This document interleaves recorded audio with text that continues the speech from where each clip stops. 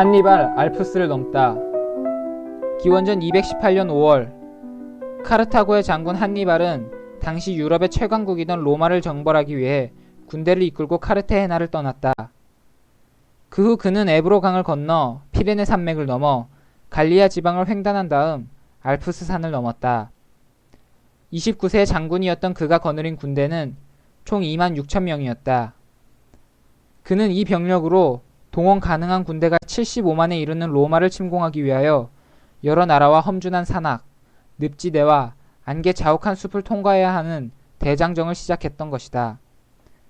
이탈리아 반도의 서남쪽에 위치한 카르타고에서 로마를 공격하려면 해로를 이용하여 남쪽으로 진격하는 편이 쉽다.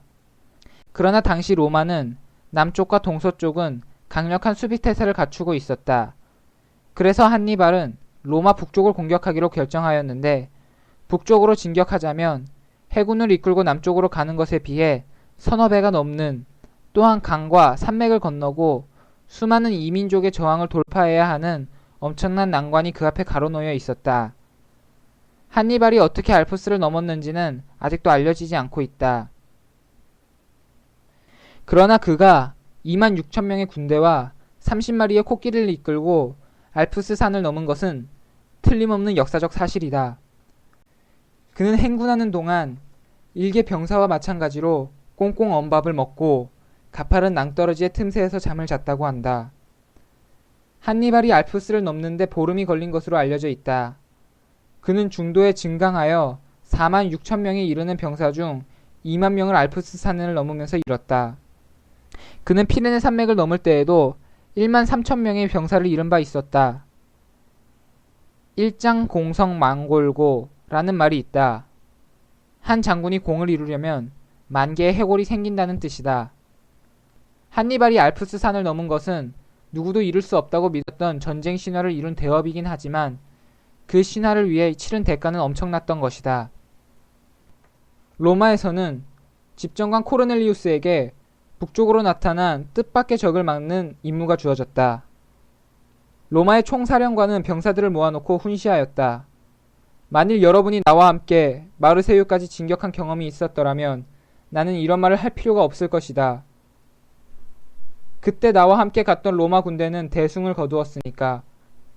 그러나 여러분은 그때 승리를 보지 못하였다. 그래서 굳이 한마디 하지 않을 수 없다. 여러분이 지금 대적하는 군대는 23년 전 우리가 이겼던 패배자의 잔당에 불과하다. 또한 그들은 알프스 산을 넘어오는 동안 전력의 대부분을 잃었다. 그나마 남은 적들은 굶주림과 추위에 지치고 날카로운 바위에 몸을 다친 부상병들이 태반이다. 여러분, 이 싸움은 여러분의 가족을 위한 싸움이며 또한 우리 조국 이탈리아를 지키기 위한 싸움이다. 신들이 우리 모두를 보호해 주시기를. 그러나 한니발의 사기 진작술은 로마 사령관 코르넬리우스와는 달랐다. 그는 포로로 잡은 갈리아인들을 가운데 세우고 자기 병사들을 그 주위에 둥글게 세웠다. 한니발은 갈리아 포로들의 포박을 풀어준 다음 말하였다. 결투를 벌여 이기면 살려주겠다. 무기와 말을 주고 자유까지 주겠다. 이에 갈리아인들은 저마다 결투사가 되기를 원하였고, 카르타고 병사들은 죽을 힘을 다해 치고받는 갈리아인들을 구경하는 사이에 격렬한 감정의 소용돌이에 빠져들었다. 결투가 끝나자 한니발이 병사에게 말하였다. 그대들이 방금 본 것은 구경거리가 아니다. 이 갈리아인들이 처한 상황이 곧 그대들이 지금 처한 상황인 것이다. 우리에게 도망칠 곳은 없다. 앞으로는 포강이, 뒤에는 알프스가 가로막고 있다. 그대들에게는 로마인들을 무찌르고 돌파하느냐, 패하여 죽느냐, 두 길밖에 없다.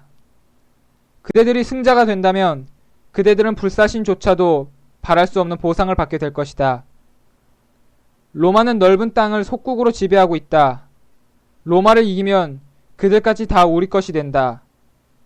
나는 그것을 그대들에게 모두 나눠줄 것이다. 휴식은 충분히 취했다.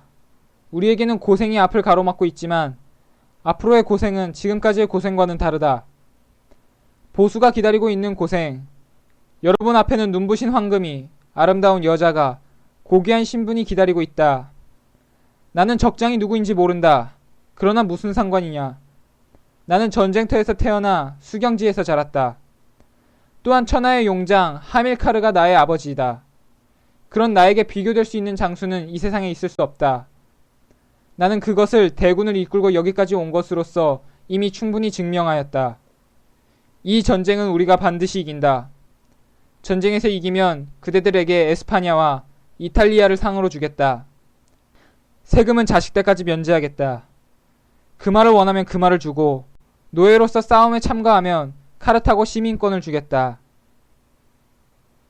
우레 같은 함성이 천지를 진동하였다. 한니발은 그 전투에서 이겼다. 그는 적장 코르넬리우스를 거의 잡을 뻔하였다. 로마의 집정관이자 사령관인 코르넬리우스를 구해낸 것은 전투에 처음 출전한 그의 아들 푸블리오 코르넬리우스 스키피오라는 젊은이로서 그때 불과 17세 나이였는데 그는 나중에 로마군 사령관이 되어 한니발과 치열한 전투를 벌였다. 얼마 후 로마의 또 다른 집정관인 셈프로니우스가 코르넬리우스의 패잔병에 합류하였다. 그러나 로마군은 또다시 한니발의 전술에 패하고 말았다. 진눈깨비 속에서 진행된 전투에서 로마군은 2만 명의 희생자를 내고 도주하였다. 한니발 쪽에서는 전사자가 거의 없는 완벽한 승리였다. 다음해 로마는 전쟁을 담당할 총사령관으로 세르벨리우스와 플라미니우스 두 사람을 선출하였다. 한니발은 아펜시노 산맥을 넘었다. 기원전 217년 4월 한니발은 트라시케노 호숫가에서 2만 5천의 로마군과 싸워 1만 7천을 전사시켰다. 겨우 전장을 빠져나간 로마군도 대부분 도중에 죽어 실제로 살아서 로마까지 돌아간 로마군은 2천명에 불과하였다. 한니발 쪽의 손실은 2천명이었다. 카르타고와 로마의 구군을 걸고 맞붙은 전투는 네 번째인 칸네 회전이었다. 이 전투에서 칸니발은 5만 명의 병력으로 8만 7천의 로마군에게 완승을 거두었다. 로마 측 희생자는 7만인데 비해 카르타고 측의 희생자는 5,500에 불과하였다. 그러나 한니발은 로마 군대를 격파하였지만 로마를 장악하지 못하였다. 시간이 흘렀다. 한니발이 이탈리아 반도에 들어온 지 16년. 그러나 그는 로마를 굴복시키지 못하였다. 도리어 그는 장화 발부리 끝부분에 묶여 오랫동안 고전하였는데 본국인 카르타고로부터 보급을 받은 것은 단 2번뿐이었다. 그런데도 그는 어떻게 수만 명의 병사를 먹여 살렸을까? 그러나 한니발의 병사로서 그를 배신하고 떠난 자는 한 사람도 없었다고 한다.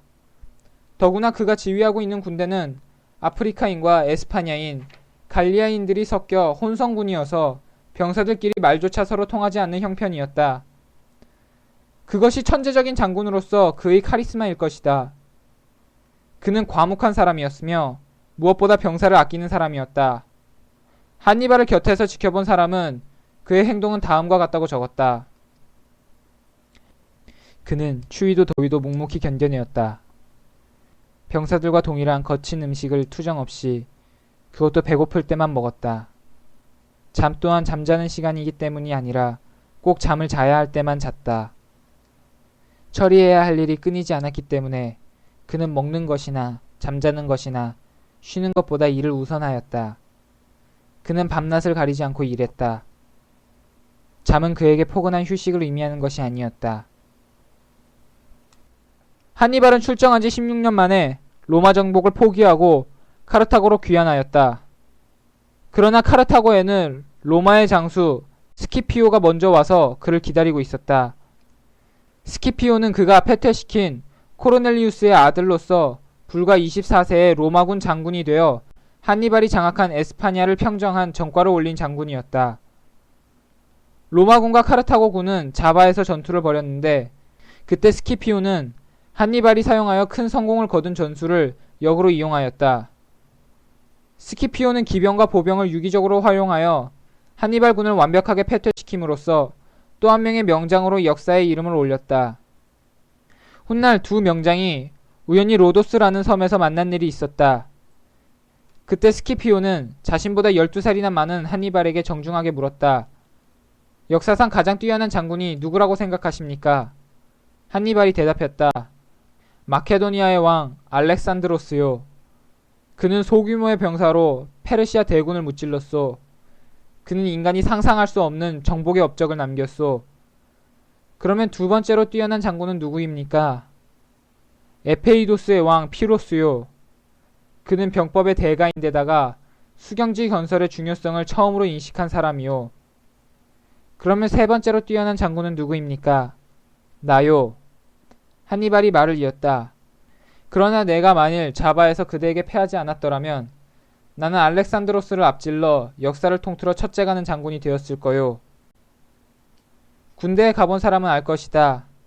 행군을 한다는 것이 얼마나 힘든 일인지. 하물며 실전에서 적군과 싸우는 일이 어찌 훈련에서 행군하는 것과 같겠는가. 전쟁처럼 참혹하게 인내를 시험하는 곳은 없다. 한니발은 과연 어떤 사람이었을까? 그가 굳이 로마를 침공한 것을 칭찬할 필요는 없다. 그러나 그의 강한 의지만은 경탄에 경탄이 나올 뿐이다. 제한몸 이끌고 넘기에도 벅찬 알프스 산을 그는 군대를 이끌고 넘었다. 군대가 산을 넘는다는 것은 몸만 넘는다는 것을 의미하는 것이 아니다. 말과 코끼리, 무기와 식량, 보급품을 이끌고 넘는다는 것을 의미하는 것이다. 눈이 덮인 데다가 가파른 절벽처럼 깎아지른 절벽 사이에서 한니발군은 텐트를 치고 잠을 잤다. 어떤 방법으로 그는 수만 명의 병력으로 하여금 일사불란하게 그 고통을 감수하도록 할 수 있었을까? 동료 전우가 죽어가는데도 그들은 어찌하여 한니발에게 복종하였을까? 한니발은 무려 16년 동안의 전투를 어떻게 치렀기에 병사들로 하여금 자신을 배반할 마음을 먹지 않도록 할 수 있었을까? 한니발의 의지, 끈기, 추진력을 나의 경우와 비교해보자. 부끄러울 뿐이다. 부끄러울 뿐이다. 한없이 부끄러울 뿐이다. 나의 의지력에 비할 때 그의 의지력은 100배 정도가 아니다. 보통 사람의 수만 배의 의지력을 가진 사람이 영웅이고 그 영웅 중의 한 사람이 한니발이다.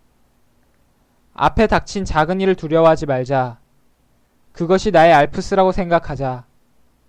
끈기, 끈기, 인내, 인내. 끈기와 인내 없이 큰일을 이룬 자는 없다.